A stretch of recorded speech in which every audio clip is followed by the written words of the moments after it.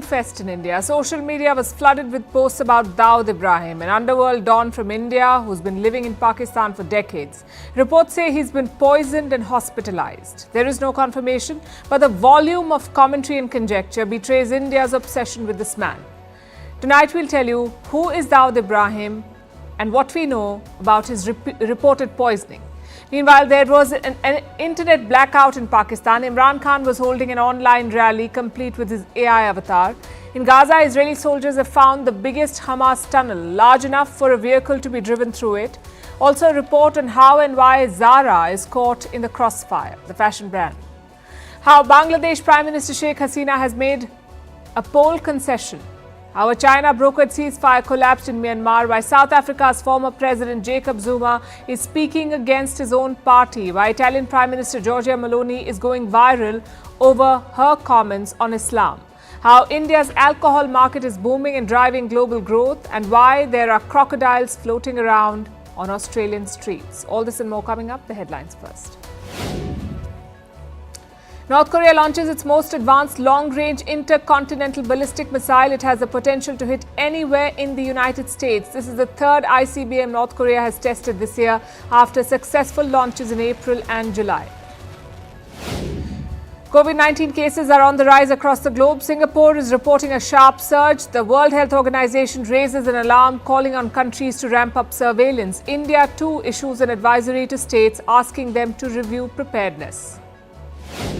Pro-democracy media tycoon Jimmy Lai goes on trial in Hong Kong. Lai was the founder of Apple Daily, a newspaper that criticized Beijing. The 76-year-old has been accused of colluding with foreign forces. If found guilty, he may spend the rest of his life in prison.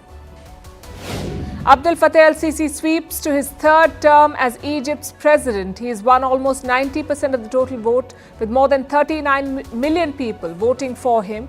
He was expected to win anyway, with no serious challengers in the fray. Serbia's ruling party claims victory in snap elections. President Vučić says his party is heading to an absolute majority. Opposition claims electoral fraud and calls for a recount. Kenya and the European Union sign a historic trade deal. Certain Kenyan products will now be duty-free in the EU. Europe is Kenya's leading export destination. The deal comes as Brussels pursues stronger economic ties with Africa.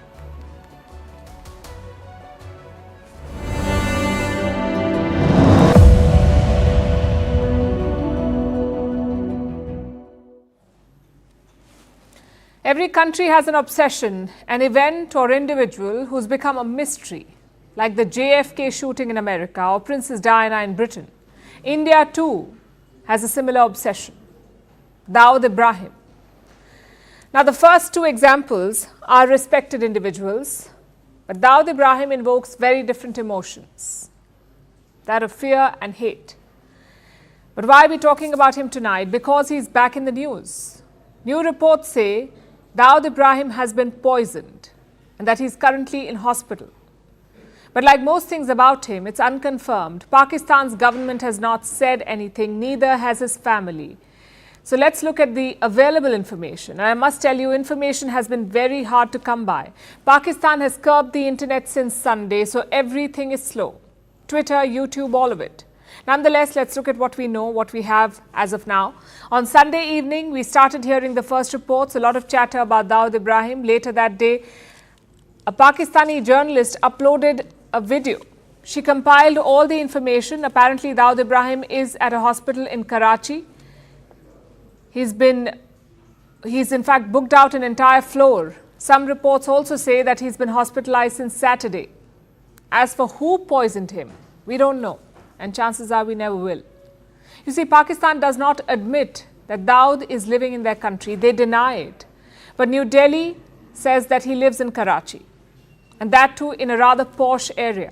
We keep hearing about the same address, the White House in Karachi's Clifton. So don't expect any official reaction from Islamabad on this. They can neither confirm nor deny these reports, because if they do, they will be admitting to his presence. But let's look at the larger story here. When did Dawood Ibrahim flee to Pakistan? What are the cases against him? And why hasn't India been able to get him back? Dawood Ibrahim hails from Mumbai's Dongri. His father was a police head constable. Talk about irony. His criminal career began in the 1970s, at first with petty crimes like fraud and robbery, but soon Dawood joined the big league. He started gold smuggling, extortion and drug trafficking. By the 1980s, he set up his own crime syndicate, the D Company. But in 1986, he fled to Dubai. Dawood was charged by the Mumbai police. He was wanted in the murder of a rival mafia hitman. That's how Dawood left India. But his operations did not end. From Dubai, he kept running the D Company, and he had contacts everywhere, in cricket, in politics, and especially in Bollywood. At one point, Dawood was financing multiple Hindi movies. Top stars would be his guests in Dubai. So why did he resettle in Pakistan? Because in 1993, Dawood crossed another red line. He masterminded the Mumbai serial blasts. More than 250 people lost their lives, so now the game was up. The FBI and the Interpol cracked down. They put Dawood on their most wanted lists. So he fled again, this time from Dubai to Pakistan. And rumor is that he agreed to bail out Pakistan's central bank, also promised to arm Pakistani terror groups. In exchange, Islamabad protected him. I'm sure you've heard of golden visas and citizenships. Well, this was the Pakistani version of it. You don't have to buy properties, you just have to buy guns for terrorists. So since 1993, Dawood has lived in Karachi. Of course, Pakistan does not admit this, but they did come close to it in 2020. That's when the FATF was hot on Islamabad's trail. The FATF is a Financial Action Task Force. It is a terror financing watchdog. Pakistan was placed on their grey list. And to escape that, Islamabad had to crack down on terror. They published details of wanted terrorists in Pakistan. This list had 88 names, and among them was Dawood Ibrahim. His address was listed as Karachi. But days later, Islamabad made a U-turn and they said Dawood was not in Pakistan. So what's the status today? Well, Dawood is still the most wanted criminal in India. The NIA has a bounty on him. That's the National Investigation Agency, NIA. The bounty is worth around 25 lakh rupees. The US too has designated him as a global terrorist. So has the Interpol, and the Interpol bounty is around $25 million. Yet there's been no progress. Until now, Dawood's been living a luxurious life. His family says he has a second wife. His daughter is married to the son of Javed Miandad. He is one of Pakistan's most famous cricketers. So not exactly low-key. But no camera has seen him.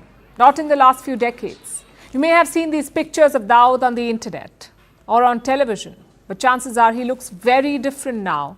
The man is 67 years old, plus reports say he's changed his appearance. So forget getting him back. We don't even know what Dawood Ibrahim looks like. Imagine that. A man who tore India's financial capital apart, a man who killed 250 innocent Indians, a man who's armed terror groups like Al-Qaeda. New Delhi could not nab him. And it's not like the man has changed his ways. Dawood was linked to the 2008 Mumbai attacks as well. He was also involved in the 2010 Pune blast, even in the 2013 IPL fixing scandal. So India cannot forget Dawood Ibrahim so easily. And even if you want to, Bollywood won't let you. Dozens of movies and shows have featured his life. Some of them have borderline glorified him. So what is it that makes Dawood Ibrahim an obsession in India? A, he's never been caught, and that adds to the mystery around his life. Like I said, no one knows what he even looks like. And B, the larger-than-life image. I'm talking about his Bollywood connections, his ties to Indian cricket, even to politicians. We know actors and politicians as powerful people, powerful and unreachable, but not for Dawood Ibrahim. He made them do whatever he wanted. He seemed one step above them, hence the obsession. As for his poisoning saga, we'll have to wait it out. This is not Dawood's first sickness or death.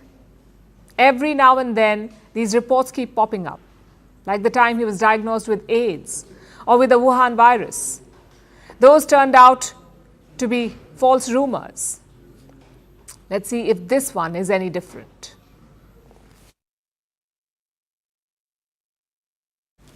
And I mentioned the internet curbs in Pakistan. That's our next story. The restrictions began late on Sunday. Their target was not Dawood Ibrahim, though. It was Imran Khan.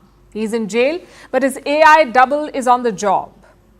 That's right. On Sunday, Imran Khan's party held an online rally. Think of it as a live streaming event. Party supporters could see it on YouTube or social media. Some 4.5 million people joined in. The whole thing lasted around 4 hours and 50 minutes. You had party leaders making online statements, discussions between politicians, also messages from supporters. But all of it was just building up to the surprise main event, a speech by Imran Khan. Of course, he could not join from jail. Instead, he is said to have sent notes to party workers. And with those notes, Imran Khan's statement was generated using artificial intelligence. Take a look at this. आप सब शायद सोच रहे होंगे कि jail में मेरा क्या हाल है। सबसे पहले मैं ये वाज़ेह करना चाहता हूँ कि पाकिस्तान की हकीकी आज़ादी की खातिर जेल में रहना मेरे लिए इबादत के मुतरादिफ है। मैं अपने मुल्क और अपने लोगों के लिए अपनी जान कुर्बान करने को तैयार हूँ। रियासती इदारों की जानिब से एक भगोड़ा के लिए समझौता किया जा रहा है। जमहूरी इदारे उस लाडले के लिए ताकतवर लोग तबाह कर देते हैं, लेकिन इस लाडले को मालूम होना चाहिए कि वे 8 फरवरी को इलेक्शन हार जाएगा, क्योंकि अवाम की ताकत को कोई नहीं हरा सकता। We've seen similar cases before, like in Russia last week. President Vladimir Putin had an interaction with his AI double. But this case stands out for one reason. It wasn't a joke, it wasn't made for fun, it was made to sidestep government authorities. You see, Imran Khan is banned from Pakistani Airways. You cannot show him on TV. He faces over 150 cases in the country. They range from terrorism to fraud. So it's impossible to hear Imran Khan live, which is why his party chose the AI option, the artificial intelligence option. It's on brand for them. Imran Khan's party is called the PTI, the Pakistan Tehreek-e-Insaf. In the 2018 election, they harnessed social media well. They used YouTube and mobile apps to reach young Pakistanis. So AI was the natural next step. Chances are this will become a trend in the future. After all, jail politicians are a feature in most countries, even jailed activists. AI could bring them to live events or rallies. It can be a morale booster. But we'll discuss AI sometime else. Tonight, let's look at Pakistani politics. We're just weeks away from the general election in February. It is no secret who the army is backing. Former Prime Minister Nawaz Sharif. And when the army backs you in Pakistan, it's usually a done deal. It's always been like that in Pakistan. But could this election be different? I ask because the army seems worried this time. Just look at their reaction to this online rally. It wasn't even a physical show of force. It was mostly party workers and leaders on a Zoom call. But the army wasn't having it. They slowed down the internet for 2 whole days. They also stopped access to social media platforms like Instagram, Facebook and Twitter. What does that tell you? That the army is not taking any chances, and despite that, 4.5 million people joined the online rally, which raises the question, just how popular is Imran Khan? We have a poll that was conducted in June this year, June 2023. This was right after his first arrest the month before. He was arrested in the month of May. Imran Khan had an approval rating of 60% then. He led his rivals by more than 24 points. Same with his party, the PTI had a likability of 59%. It was twice that of Nawaz Sharif's party, the PMLN. Plus, the current situation is really bad. Inflation in Pakistan is at more than 43%, the highest level in 6 months. And yes, Imran Khan's government was also responsible for this mess, but voters, you see, have short memories. So most of the criticism is against the Sharifs. Does that mean Imran Khan can pull off a victory? Well, he personally cannot. He's been banned from contesting elections. Just last week, he was indicted again, this time for leaking state secrets. So Imran Khan is not walking out anytime soon, not even if the jail collapses. But his supporters could spring a surprise. We saw evidence of that in May this year. Tens of thousands of people protested Imran Khan's arrest. They even attacked the army headquarters. So don't underestimate the Imran Khan voter. Having said that, one problem still remains. Will the elections be free and fair? In Pakistan, they never are. The army inevitably does something shady, but this time the stakes are higher. Western countries are watching more closely. Agencies like the IMF, the International Monetary Fund, are watching. And rigged elections will not impress them. It could derail Pakistan's bailout packages. So what does the army do? Does it risk a rigged election and backlash? Does it bet on the Sharifs pulling off a victory? Or does it delay the election again? There are no good options here. So I guess it's familiar territory for the Pakistani army.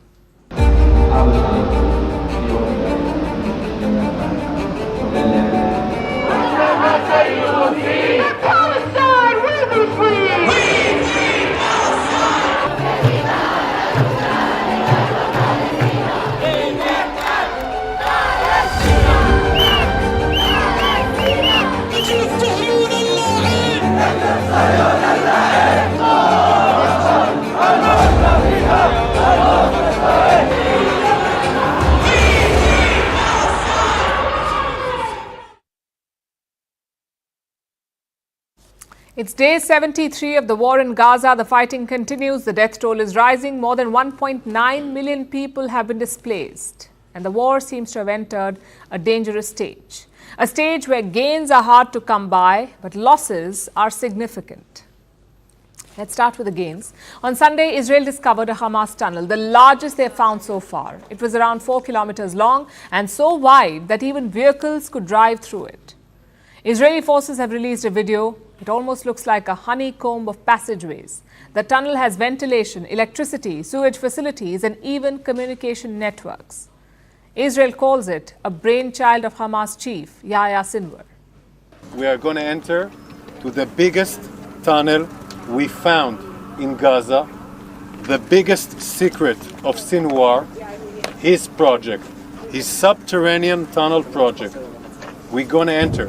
It was a secret that we have revealed that was meant to target the crossing tunnel, the subterranean tunnel constructed by Muhammad Sinwar. This is the Sinwar project tunnel that was meant to do a terror attack. Hamas is said to have spent millions of dollars on this tunnel. The network is massive. And look at the location. The entrance is barely 400 meters from the Eretz crossing. That's a border crossing between Gaza and Israel. The crossing that Gazans use to go to work every day. Hamas built a tunnel close to it, just minutes away from Israel. And this is just one tunnel. They may have many more. They have many more, in fact, apparently spread over hundreds of kilometers. These tunnels give Hamas a tactical advantage. They help them in urban warfare and they make the fight more difficult for Israel. Look at what happened on Friday. There was a clash in Gaza City. Israel was fighting Hamas and facing stiff resistance. Suddenly, 3 men appeared from a building, 3 shirtless men. One of them carried a white cloth. Israeli soldiers thought they were Hamas terrorists, so they opened fire at them. 2 of them died on the spot. The third died later. Turns out all 3 were Israeli hostages. 3 people came out. They took into account that they were taking a risk by approaching the IDF troops. To minimize the risk, they really thought. They took off their shirts so that no one would think they have an explosive device and held a white cloth on a pole to identify themselves. They came speaking Hebrew, calling for help. These killings have led to an uproar across Israel. Thousands of people are on the streets calling for a ceasefire, and so is the United Nations. It has warned of a humanitarian catastrophe in Gaza. Almost all the people have been displaced there. They have no access to food or electricity, and aid trucks are being looted. Let me show you a video. You can see aid trucks pulling in, and as soon as they do, hundreds of Palestinians take them over. They climb the trucks, looting food and water and running away with whatever they can carry. Shows you how desperate the situation is. There's absolute chaos. Palestinians are starving, which brings us to the question, where does this end? What is Israel's endgame? It's the question that Lloyd Austin will be asking today. He is the US Defense Secretary, their defense minister, and he is in Israel as we speak. He has 2 things on his agenda: discussing de-escalation of the war and finding ways to secure the Red Sea, because that's where this conflict is spreading, to the Red Sea, one of the most important trade routes for oil and fuel shipments. It is coming under attack. The Houthis of Yemen are attacking ships in the Red Sea. The Yemeni armed forces will not hesitate to target any ship that violates what was stated in the previous statements. The Yemeni armed forces confirm that they continue to prevent all ships of all nationalities heading to Israeli ports from navigating in the Arab and Red Seas until they bring in the food and medicine that our steadfast brothers in the Gaza Strip need. God is the witness for my words. Shipping companies are alarmed. Many have stopped using this route. The top 5 shipping firms in the world are steering clear of the Red Sea. British energy giant BP has joined this list. It has suspended the transits through the Red Sea because it's too risky and too expensive. Insurance is at a record high now, so they're exploring alternatives. 55 ships have already been redirected. They will go around the Cape of Good Hope. It's a much longer journey, almost 2 weeks longer. It will also cost more, but it's less risky. And who will bear the extra cost for this longer journey? You and I, the consumers. So brace for prices to go up. Meanwhile, efforts are on to secure the Red Sea. On Saturday, the US shot down 14 Houthi drones here. Now it wants to launch a maritime protection force. They're pushing other players to join. The Arab states seem to be on board. Washington even wants China to join. As expected, Iran does not like any of this. It says such an alliance will be a red line, and if the US launches it, Iran will resist. So while the fighting continues in Gaza, the high seas are also on the boil.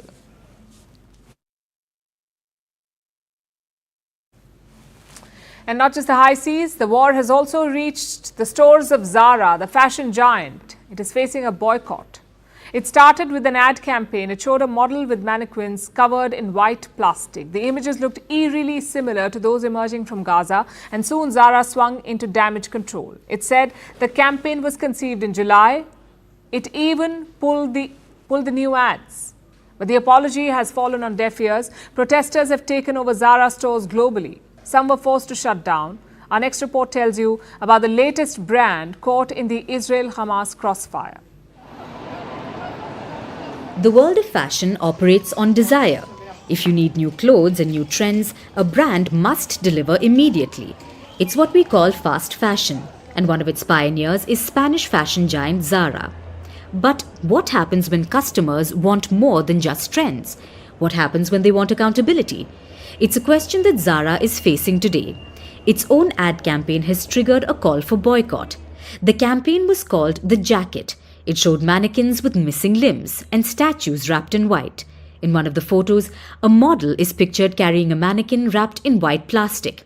In another photo, a mannequin is without arms. The background shows cracked stones and damaged statues.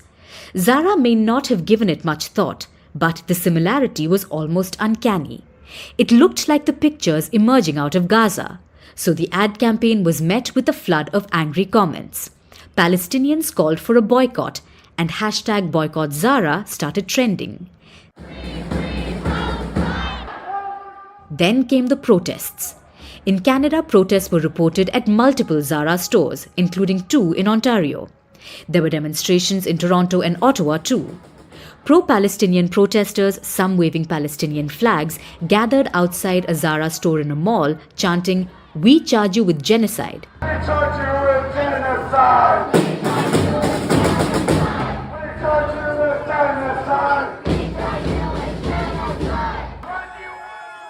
In Glasgow, protests forced a Zara store to close. Then there were protests in Germany,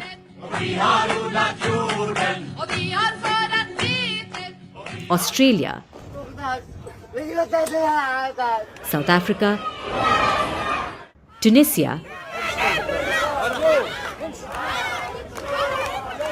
and Turkey. Worthless, valueless Zara. We came to present you with new ideas for the disgusting and ignoble PR campaign that you are running, using images representative of the bodies of innocent people that are being torn to bits under bombs wrapped in shrouds and cities that have been turned into rubble. Zara has since gone into damage control mode. Its first response was to ignore the boycott calls. But when they got too loud, Zara went into defensive mode. It said this campaign was conceived in July, well before the Israel-Hamas war began, and it was shot in September, so there was no way it was inspired by the war which began in October. But the boycott calls continued. So Zara has junked the ad campaign and issued an apology. At the same time, they say it's only a misunderstanding. And this is not new for Zara. In 2014, it released a t-shirt with the slogan, "White is the new black." It was slammed as racist. Then they were slammed for a unisex line of clothing. In 2022, Zara stores in Israel held a campaign for far-right minister Ben-Gvir. That too led to a boycott call. But this time the controversy shows no sign of blowing over. As the fighting continues in Gaza, more and more international brands are facing scrutiny and boycott calls. First there was McDonald's, then Starbucks, and now it's Zara. It may attempt a delicate balancing act, but its defense looks as tattered as a last season trend. This is a fast fashion giant entangled in a slow-burning geopolitical crisis.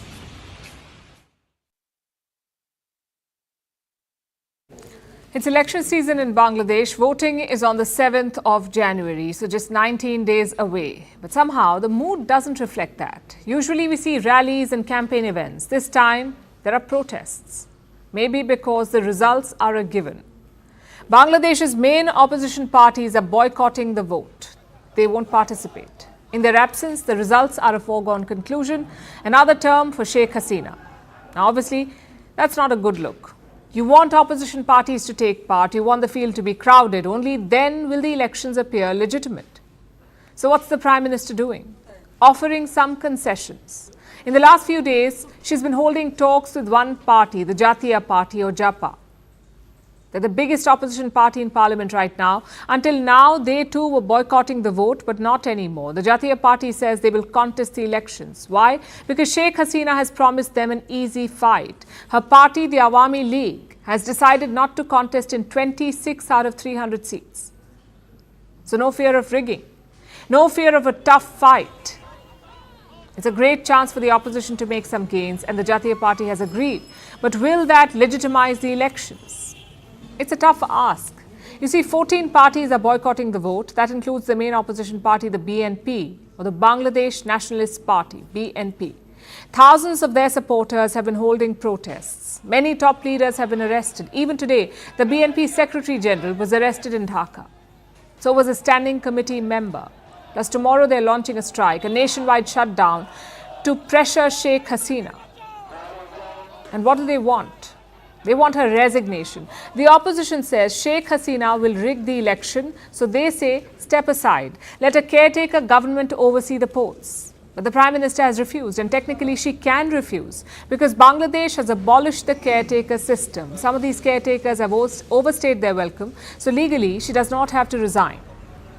Of course, the flip side is this. An election without the opposition, that's what she gets. It could lead to two problems. Number one, criticism from Western countries. Both the US and Europe are calling for free and fair elections. In fact, Washington has been openly meddling in Bangladesh.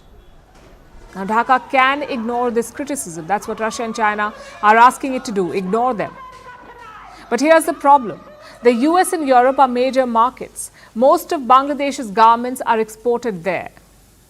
What if criticism turns into sanctions or import curbs? That's one worry. And number two, more domestic turmoil. The BNP has not been in power since 2006. That's almost 17 years. They boycotted the 2014 election, lost the 2018 one in a landslide, and are now boycotting again. It's a risky strategy. You see, the BNP always had an Islamist streak. They had close ties to the hardline Jamaat. And now those ties are deepening. The Jamaatis are openly joining the BNP protests, destroying public property, burning vehicles and buses, which makes you wonder, is the BNP going even more hardline? And if so, it's a worry for Sheikh Hasina. And the Prime Minister realizes this.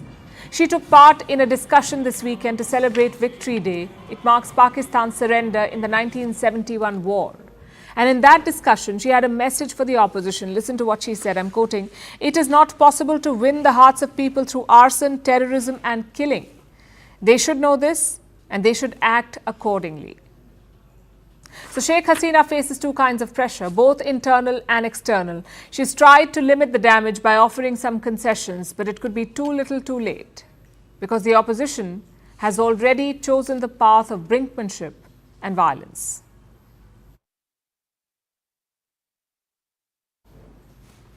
And now let's turn to another one of India's neighbours, Myanmar. It is in the grip of a civil war-like situation. Rebel groups in the country have joined hands for a multi-pronged attack to take on the military junta. The junta took power in 2021. It ousted the democratically elected government in a coup. But in late October, the rebels began their offensive. And they've been making gains since. The junta is on the back foot, losing town after town. The latest loss was the city of Namsan in the Shan state. It fell on Friday, the day after China announced a ceasefire. Our next report brings you the latest.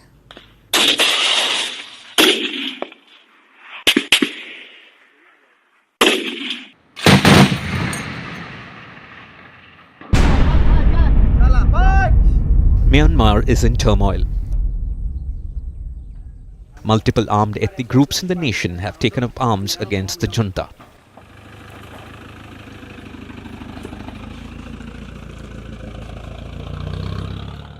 Three groups began the offensive on the 27th of October. They called themselves the Three Brotherhood Alliance.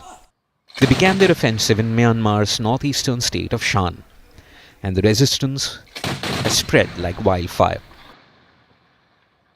Other rebel groups from around the country have joined the fight. All of them are united in their desire to overthrow Myanmar's military junta. We have the lives of civilians. The main objective is to take down the military dictatorship, which is what Myanmar people always want.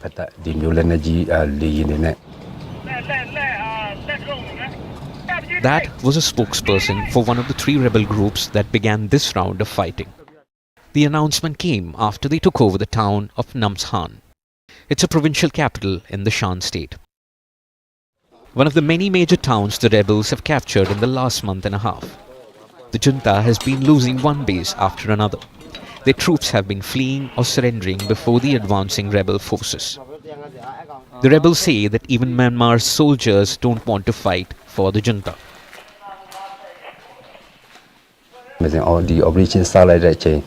When we captured military positions, we found that military soldiers had many weapons and ammunition left, but they had abandoned their positions. Military soldiers could fight with these weapons if they wanted, but they decided to run away. It shows that military soldiers don't want to fight under the military dictatorship anymore. This may just be a way to demoralize the junta's troops. But if it's true, then the question arises. Who wants to keep Myanmar's military junta in power? The answer is obvious. China is happy to see the parties to the conflict in the northern Myanmar hold peace talks and achieve positive results. We are ready to continue to provide support and facilitation to this end. China has been supporting the junta for years. It also has good ties with some of the ethnic armed groups in Myanmar. Beijing has been advancing its interests by playing all sides in this conflict. So it likely doesn't want the status quo to change, which is why China has been acting as a mediator, pushing for a ceasefire in Myanmar. It even announced a truce last Thursday. But it looks like Beijing spoke too soon, because the very next day the rebels took over Namsan. There are reports of fighting in other regions as well, like the Rakhine state in the west. Rebels say they've also taken over a junta base in the regional capital Sitwe. They are also accusing the junta of resorting to indiscriminate bombardment. They say that the military is dropping bombs in civilian areas out of desperation. The fighting in Myanmar has displaced over 300,000 people. Thousands have fled the country and entered neighboring nations like India. The Indian border states of Mizoram and Manipur have seen a large influx lately. Reports say over 6,000 refugees have now crossed into Manipur. The Chief Minister of the state has expressed concern. He says India cannot take the developments in Myanmar lightly. He says the refugees must be allowed in on humanitarian grounds. But provisions need to be made so that they can return once the fighting is over. However, for that, the fighting needs to stop, and there are no signs of that happening anytime soon.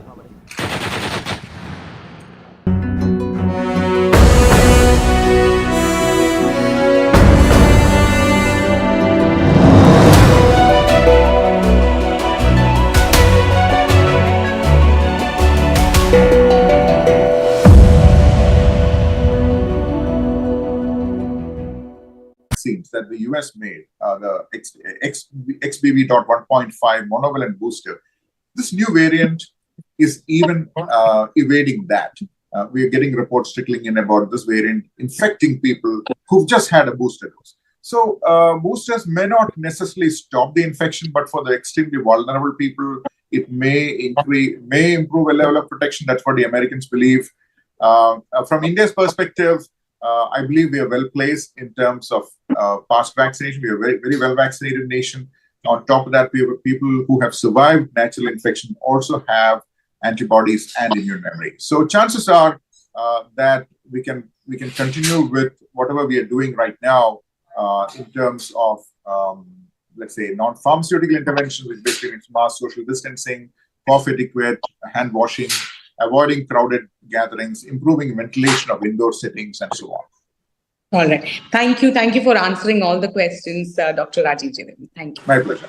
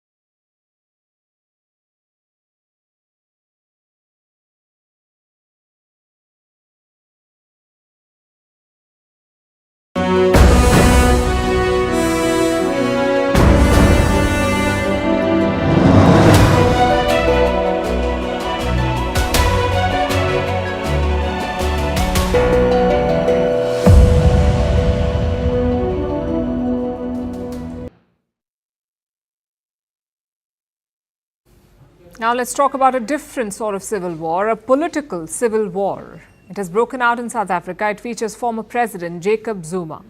He was at a political event on Saturday. That's where he fired the first salvo.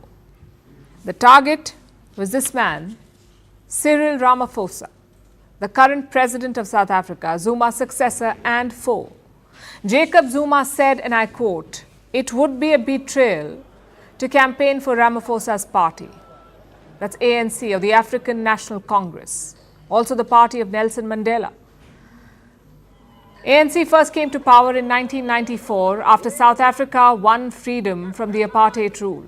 And the same party has won every election since. Every election since 1994, the ANC has come out on top. Jacob Zuma was also an ANC leader. He belongs to the same party. So is Ramaphosa. But now Zuma is rebelling. He says he will vote for a different party. 2024, I will vote for the Umkhonto weSizwe MK party.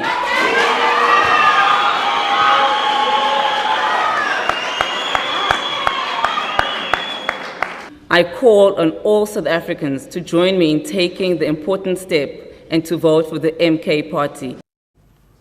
Zuma is 81 years old, a politician who rose during South Africa's struggle against apartheid. As a young man, he spent a decade in jail in the infamous Robben Island. He fought along with Nelson Mandela and other freedom fighters. So why is Zuma abandoning his party now?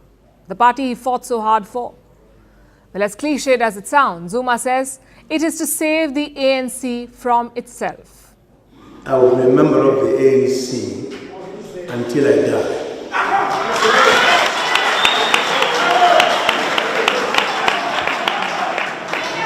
But if the ANC goes out of the way, I will take time to correct it.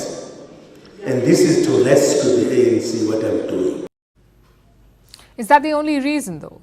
Or is Zuma trying to pile pressure on the ANC to extract revenge from President Ramaphosa? You see, the two men share a long history. The story goes back to 1991. That's when Ramaphosa and Zuma first went head to head. Both stood for the post of ANC Secretary General.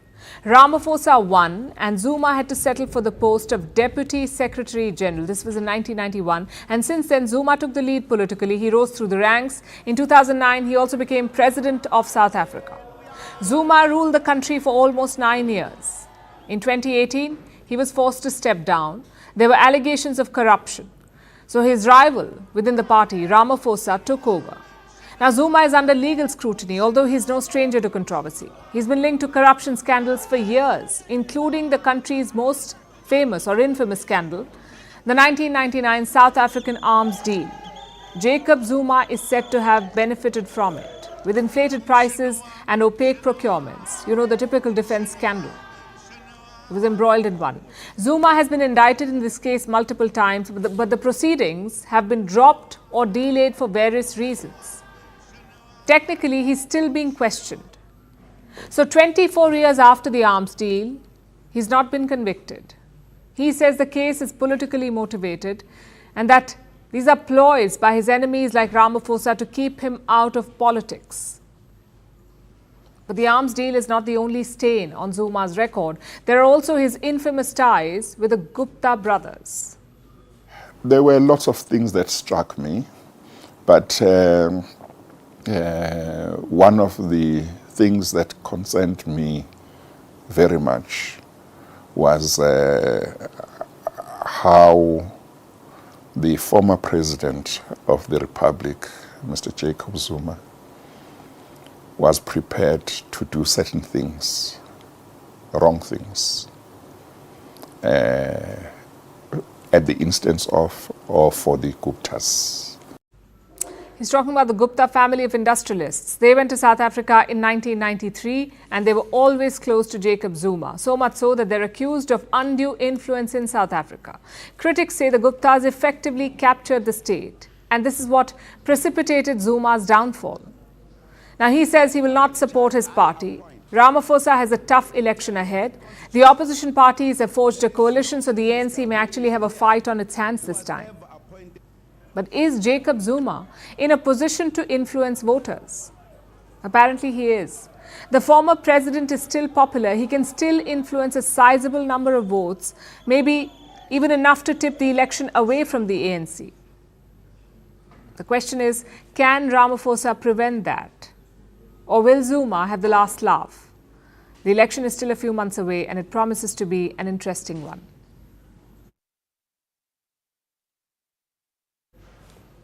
Today is International Migrants Day. In 1990, the United Nations decided to honor migrants. Every 18th of December, a UN-related agency oversees the celebrations, but there is not really very much to celebrate. Everywhere you look, migrants are seen as a problem, not a cause for celebration. Tonight, we'll focus on Europe. Most European countries profess liberal democratic values and human rights, but in practice, they're scrambling in the opposite direction, trying to get rid of immigrants. The UK has its controversial Rwanda deportation plan. It has inspired Germany to do the same. Meanwhile, Italy has struck a deal with Albania to outsource immigrants. And their Prime Minister, Giorgia Meloni, is going viral. An old video of hers where she says Islam is not compatible with Europe. Here's a report. We have seen this year in terms of irregular migration is record historic levels being superseded. For instance, in the Americas, 500,000 people have crossed through the Darien Gap in Colombia. We've seen highest number of deaths, for example, and missing migrants in the Mediterranean. That bleak assessment was delivered by an official from the International Organization for Migration, the UN-related agency in charge of celebrating International Migrants' Day. That's today. December 18th is supposed to be a day to celebrate the contribution of migrants to society.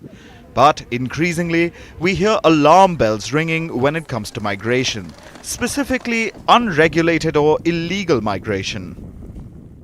This year, already more than 36,000 irregular arrivals by sea to the Canary Islands. Out of those, more than 4,000, maybe 4,500 unaccompanied minors.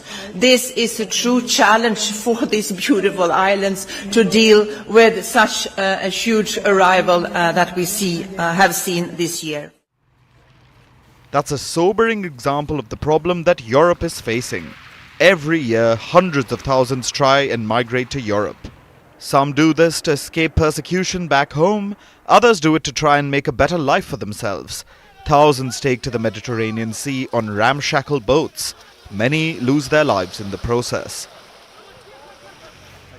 Whatever their reason, the migrants are entering Europe in an unregulated manner, and the continent is overwhelmed. UK Prime Minister Rishi Sunak believes there's something even more dangerous afoot. Criminal gangs will find ever cheaper ways to ply their evil trade. They will exploit our humanity, and they think nothing of putting people's lives at risk when they put them in these boats at sea. And our enemies will also see that we are unable to deal with this, and then they will so increasingly use migration as a weapon, deliberately driving people to our shores to try to destabilize our societies. That's a very alarming prediction, the weaponization of migrants. So, is Europe doing anything to prevent this? Some countries are trying to work out novel solutions. Sunak and his government want to deport migrants to Rwanda. It's a nation in Africa. The UK Parliament recently approved a bill that might put this plan in motion. It's not a done deal yet, but that's Sunak's plan of action. And this seems to have inspired a German political party as well. A leader from Germany's Christian Democrats party said that they might opt for this third country solution as well. This party is in the opposition in Germany. It could just be an election pitch, because it's easier said than done. There are UN refugee and human rights conventions which can stop this sort of plan. So for now, it's all theoretical. Italy is also trying something similar. It wants to send migrants to Albania. Albania was to host a few thousand migrants while their asylum applications got processed. But a few days ago, an Albanian court blocked the scheme. Over the weekend, the British and Albanian Prime Ministers went to Italy at the invitation of Italian PM Giorgia Meloni. They were going to sit down and discuss the migration issue, try and find a way forward. But that event was partly overshadowed by a different issue. An old video of Meloni resurfaced and went viral. In it, she's heard saying that Islam and Europe have a compatibility problem. Later, she says that she's talking about a certain interpretation of Islam, but her words are clearly directed at the so-called other, the outsider, the migrant. And as things stand, Europe still has no solution to the migrant crisis. Whatever the religion or country of origin, Europe says it does not want any more migrants. So we expect to see a continued upward trend in regular migration because of labor shortages in the so-called global north and youthful populations in the global south. If Europe continues to grey, it will keep getting migrants. There will be a shortage of workers. People will migrate to fill those labor shortages. It's simple demand and supply. Changing that demographic shortfall is perhaps the only long-term solution to Europe's immigration problem. Till they address that, they will not be able to stop the boats. And all the Rwanda or Albania plans won't amount to much more than failed campaign promises.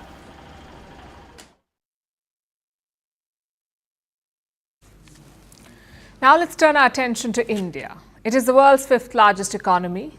You already know that. But did you know that India is also the world's 5th biggest alcohol market, worth about $52 billion? Indians are raising their glasses and the world is here for it. Tonight we'll tell you how. Now, India has a long history with alcohol. It has been consumed for centuries in this country. References to alcohol date back to 200 BC. But over time, India has also come into its own as a maker. And not just for consumption at home, but also for the world. Let me give you an example. Only a tiny proportion of Indians drink Scotch. Despite this, India is one of the biggest exporters of Scotch. Last year, India drove the global growth in the global liquor market.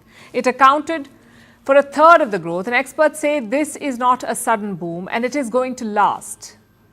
The global market for alcohol is expected to grow by 40% till 2030. Emerging markets like Asia and Africa will be the major contributors, and among them, India will lead the charge. It is already one of the fastest growing markets for alcohol. It is growing at 6.8% annually, and it's expected to reach $64 billion over the next 5 years.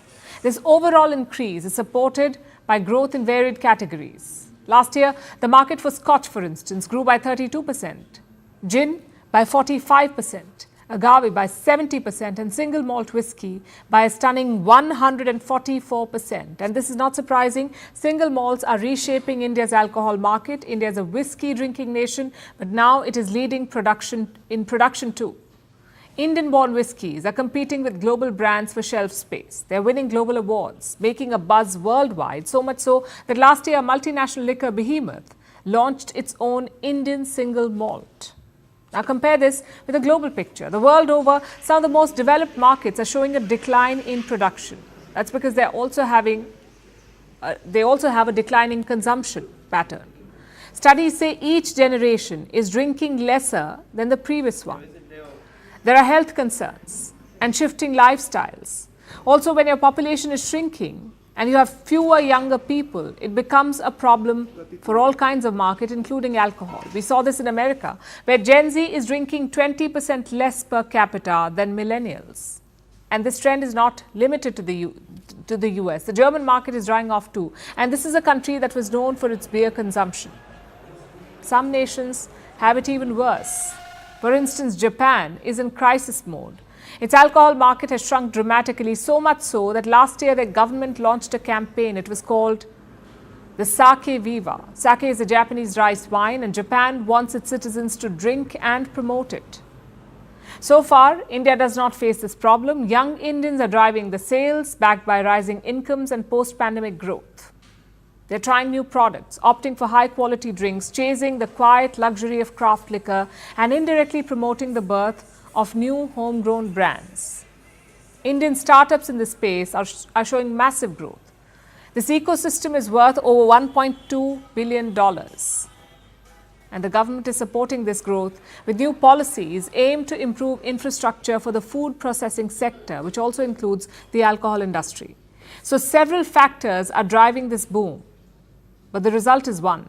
India is now a key player in the global alcoholic beverage industry. It has miles to go, but clearly the spirits are already high.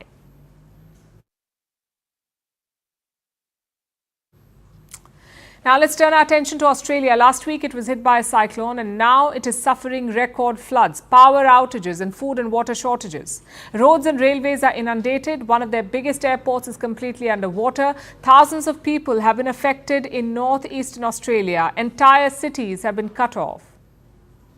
And as if all of this was not enough, now crocodiles are swimming through the streets. Our next report tells you more.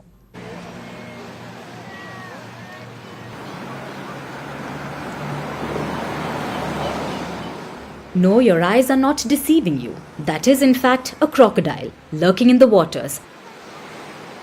It's shocking even for Australia, where these visuals are coming from. But today, this has been a relatively common occurrence in the land down under. Crocs were found swimming in the streets thanks to the floods.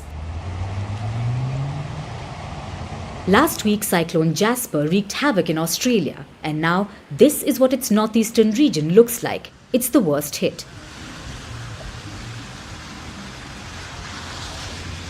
Some areas have received a year's worth of rainfall within days, leading to record-breaking floods. Overnight, we have seen record-breaking rain across far north Queensland, including flash flooding.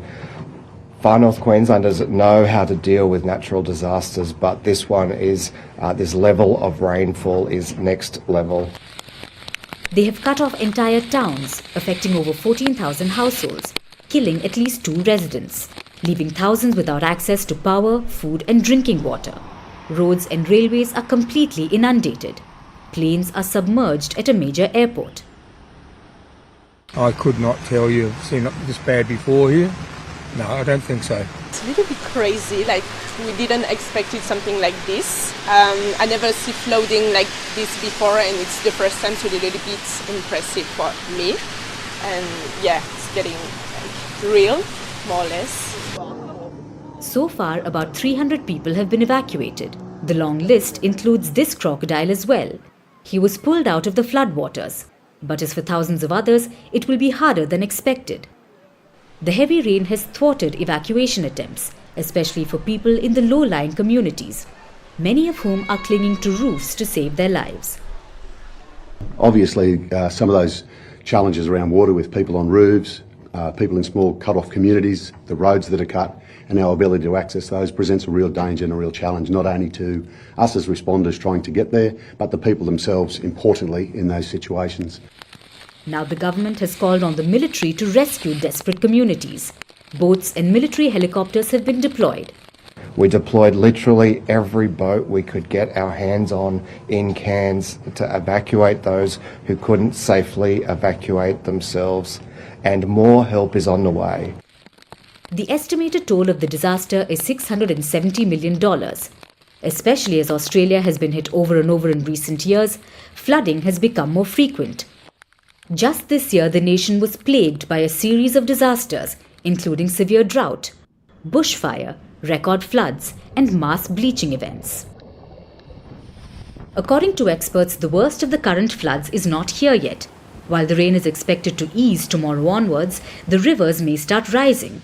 As they swell further, the disaster will exacerbate, and the government knows evacuation must pick up pace. For Australia, this is a race against time.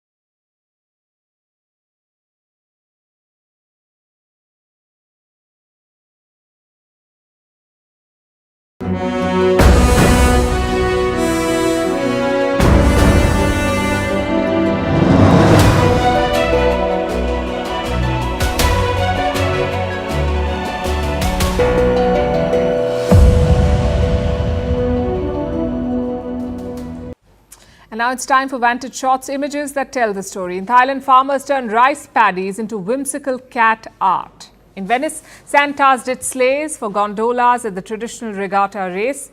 And 5 million coloured lights bring Christmas cheer to a Croatian town. Finally, we're taking you back in history. On this day in 1865, America formally outlawed the practice of slavery. The move followed a years-long civil war in the country. It took 246 years for the US to ban this inhumane practice. We're leaving you on that note. Thank you for watching. We'll see you tomorrow.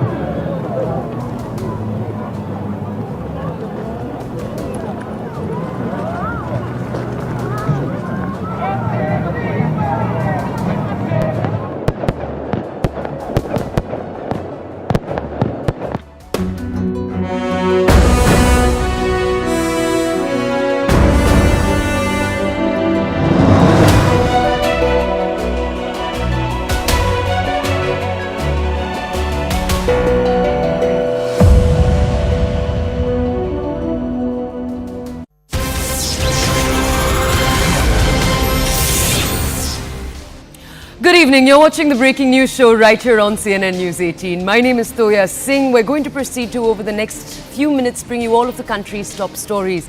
Our first story coming to you regarding developments that took place today. Today was, remember, a historic day in Parliament with a record number of MPs suspended in both the Lok Sabha and the Rajya Sabha as we speak. Now, breaking news in that regard. Sources are telling us that the INDIA front plans to boycott the rest of the session entirely.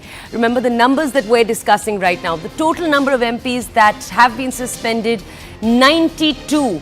33 in Lok Sabha, 45 in Rajya Sabha and 14 MPs last week. This is the highest number of suspensions ever in a parliamentary single session. Now, my colleague Pallavi Ghosh is with us right now to tell us more in terms of details. Pallavi, when we're saying that the INDIA front is planning to boycott the rest of the session, are we talking about the key leaders in the alliance or truly every member that is sitting in Parliament? Well, it's basically going to be just restricted to the India front leaders, which means parties like the PRS, the YSR, or the Naveen Patnaik's party are not going to be a part of these protests and boycotts, because they've always maintained that distance really from the India Front Alliance. What sources are saying, and this is something which is going to be firmed up at the 10 a.m. meeting tomorrow, is that with most of our colleagues out, at least 92 of them, it doesn't make sense for us to continue inside the parliament, because clearly the government wants to run the parliament minus the opposition leaders, and there's not much of a democracy left. We also know, for example, that the India Front meeting is going to take place towards the afternoon.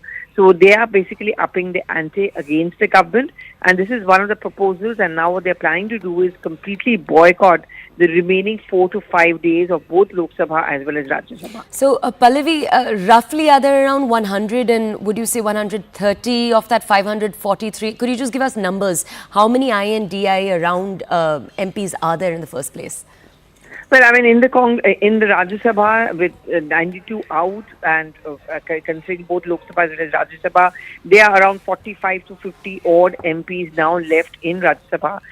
In Lok Sabha, the number is around another 50 to 60, I would say. So total, there are 110 MPs who can make that difference. And that's why they feel that, they can make that symbolic point that this is a complete denial of parliamentary democracy, and therefore might as well boycott the rest of the session. They also plan to now go to the President of India to make the point that this is an arbitrary suspension of the members of Parliament, because they were actually raising a point of order regarding a serious Parliament breach. Pallavi, can I just ask you to stay with us? I want to take our audiences now to the meeting that you were hinting at right now. Let's go over to that. Okay, as we told you a little while earlier, the INDIA alliance is going to take its final decision regarding whether or not its members are going to entirely boycott the remaining days in Parliament, Rajya Sabha and Lok Sabha. That final decision is going to be taking place at a meeting that happens at 3 p.m. in the national capital from tomorrow. All leaders, including Mamata Banerjee, Arvind Kejriwal, Nitish Kumar, MK Stalin, these are different leaders from across the INDIA alliance. They'll all be part of that meeting. The focus of the meeting is to fast-track the seat-sharing talks also ahead of the 2024 elections. Let's go over to my colleague Pallavi to understand more.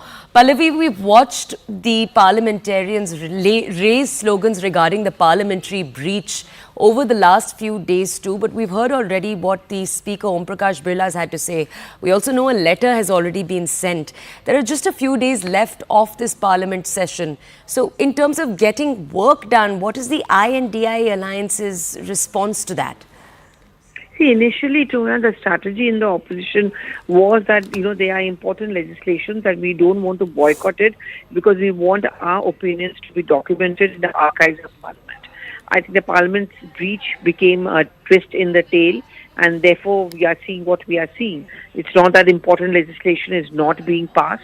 The criminal amendment bill is likely to be cleared tomorrow. The telecom bill, which is a very contentious one, which the opposition has often accused the government of using to legitimize snooping, that is also something which is going to be passed. So there are important bills which have been tabled, and it's going to be a smooth sail really if the opposition parties are not there. What many in the opposition feel is what could backfire on them is that now no longer will the opinion be documented on the floor of the House and in the Parliament archive. So that's the only setback really. But otherwise, I think there is just no option left for the opposition parties but to have that show of solidarity and decide to boycott the remaining session.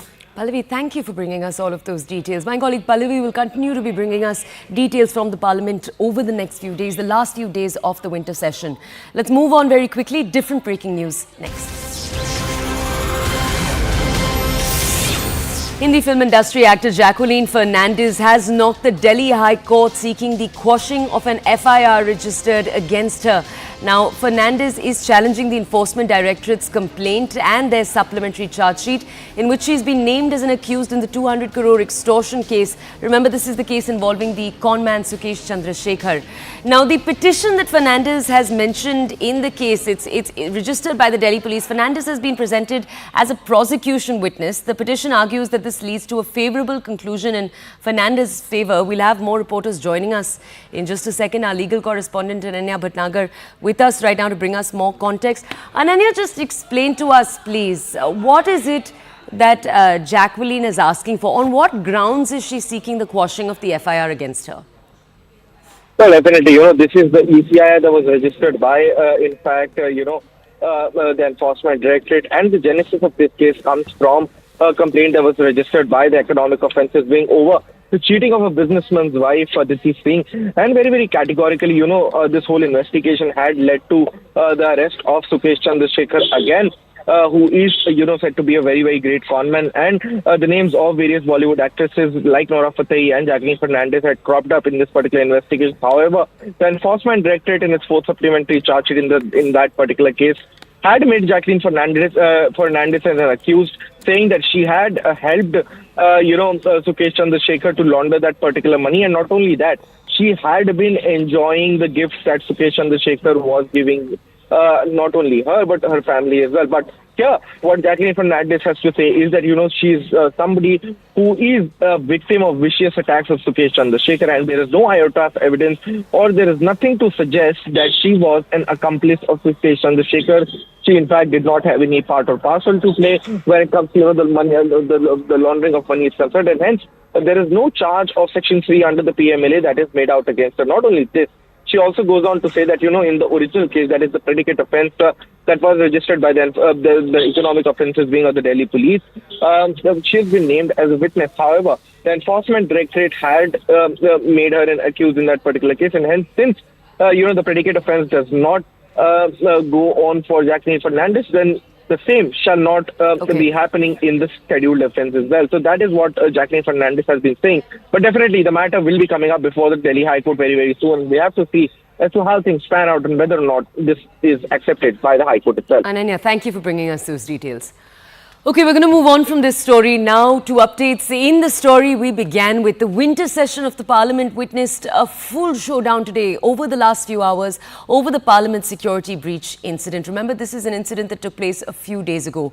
Two men entered inside the Parliament carrying canisters that emit white and green smoke. They were shouting slogans, "Tanashahi nahi chalegi," or "This dictatorship should not last." Now, those two men, apart from their accomplices, have all been taken into custody as we speak. But in Parliament, the drama around it, the questions that the opposition continues to ask regarding these security preparations, that very much remains. Now, both the Rajya Sabha and the Lok Sabha were disrupted by sloganeering and ruckus, as we just told you, by opposition parties. This is ruckus that has continued over the last few days. In an unprecedented move, a total of 92 MPs, as we told you in the beginning of the show, were suspended from the Parliament. 46 Lok Sabha MPs and 46 Rajya Sabha MPs. These are historic numbers. The closest we've ever seen is 60 plus MPs being removed 2 decades ago. Now, the numbers that we're seeing as we speak, these MPs, they stand suspended after a massive uproar. Among these suspended MPs are the Congress MP and the LOP, the leader of the opposition, Adhir Ranjan Chaudhary. The Congress MPs Randeep Surjewala and Pramod Tiwari. Samajwadi Party's Ram Gopal Yadav and RJD's Manoj Jha were also suspended. So several key members from across the INDIA alliance. Chairman and Vice President Jagdeep Dhankar, he said that the breach in the Parliament is a matter of collective concern and the suspension of the MPs is due to sloganeering. This is the second statement we've heard in the last few days in which we've heard leaders make a difference. They've tried to make a difference between the sloganeering that's taking place by the MPs and the parliamentary breach. Though the opposition leaders continue to demand a response and a direct address from the Prime Minister and the Home Minister in the Parliament itself. They continue to demand that they come speak. Take a look. These are different reactions that came in through the day. Honorable members, I will be forced. Don't force my hands. No. How can I, one second. Please take your, how can I lend my ears to leader of the opposition who has written me 2 letters that he will not see me in the chamber? It has never happened in parliamentary democracy.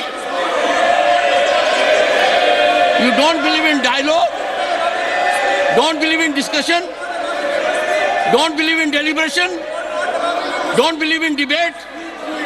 You believe in disruption.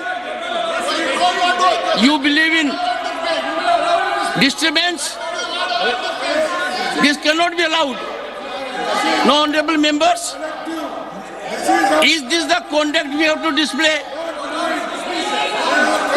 We can't be doing this. What example are we setting? What example are we setting? Honorable members in deep pain, right from the start of today's proceedings, some honorable members had disrupted the House by shouting slogans, even entered the well of the House. The House had to be adjourned twice. Thereby the agenda by the House could not be taken up. Honorable members may appreciate that 0-hour submissions and question hour belong to them to raise matters of public importance and hold government accountable. Despite my repeated requests, some honorable members continued their act of willful defiance of the directives of the chair and violation of the rules of House. Lok Sabha में 13 दिसंबर 2023 को जो दुर्भाग्यपूर्ण और हम सबके लिए चिंताजनक घटना घटी है, निश्चित रूप से पूरे सदन में इस पर गहरी चिंता व्यक्त की थी और इस घटना को सामूहिक रूप से भी हमने चिंता व्यक्त भी की थी और भविष्य में घटना न घटे इसके लिए भी कार्य योजना बनाने की योजना बनाई थी। उसी दिन मैंने इस विषय पर सभी नेताओं के साथ विचार विमर्श किया था और कैसे हम संसद की सुरक्षा व्यवस्था को मजबूत कर सकते हैं, उसके लिए हमारे सभी दलों के नेताओं ने बहुत ही महत्वपूर्ण सुझाव दिए थे और मेरी कोशिश है कि उन कुछ सुझावों में से कुछ में अमल हुआ है, कुछ में आपके साथ बैठकर और हम अमल करेंगे और इस घटना की एक उच्च स्तरीय जांच हो, इसकी भी हमने योजना बनाई और उसकी जांच कमेटी बनाई और उसकी जांच शुरू हो गई है। पार्लियामेंट स्तर पर भी इसके लिए एक हाई पावर कमेटी बनाई है जो संसद परिसर में सुरक्षा के विभिन्न पहलुओं की समीक्षा करेगी और किस तरीके से हम संसद की सुरक्षा को बेहतर कर सकते हैं, इसके लिए आप सबके सुझावों पर एक ठोस कार्य योजना भी बनाएंगे ताकि हम भविष्य में किसी भी घटना का कोई घटना न घटे, उसके लिए हमारी सुरक्षा व्यवस्था व्यापक हो। सारे नेता सस्पेंड, हाँ मैं भी सस्पेंड हो चुके हैं सुबह से और कई दिनों से। हमारा मांग बड़ा सीधे मांग कि एक तो ये कि हमारे जितने एमपीज़ को निलंबित किए गए हैं उनको बहाली हो और सदन में आकर हमारे गृह मंत्री एक बयान दे। जो बयान सदन की बाहर रोजाना देते हैं, टीवी की सामने बैठ के सारे देशवासियों की सुनाते हैं, उसमें से कुछ सदन के अंदर आकर वो कहे। जब पुराना बिल्डिंग से नया पार्लियामेंट बिल्डिंग जब गए हैं, जो भी संसदीय पार्टी के बैठक में सभी पार्टी के लीडर्स ने बोले इस नया बिल्डिंग में हम प्ले कार्ड्स डिस्प्ले नहीं करेंगे और इनडिस्प्ले नहीं करेंगे, वेल के अंदर नहीं जाएंगे। अगर प्रोटेस्ट करना है तो अपना अपना स्थानों में खड़ा होकर प्रोटेस्ट करेंगे, ऐसा सभी लोग सहमति हुआ है, सभी लोगों का निर्णय हुआ है। मगर वो सहमति को वायलेट करते हुए